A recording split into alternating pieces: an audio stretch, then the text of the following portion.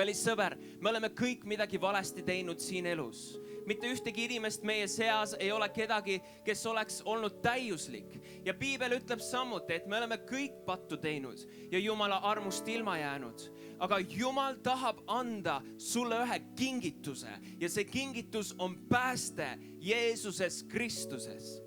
Kui sa kujutad ette, kui sa oma elu lõpus oleksid ühes kohtusaalis ja see kohtunik loeb ette kõik need patud, kõik need valed teod, kõik need eksimused, mis sa oma elu jooksul tegid.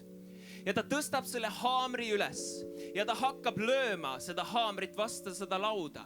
Ja ta ütleb, et nende pattude palk on igavene surm põrgus.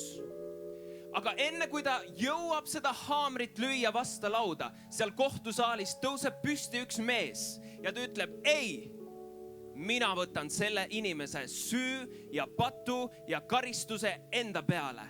Ja kallis sõber, seda tegi Jeesus Kristus meie eest.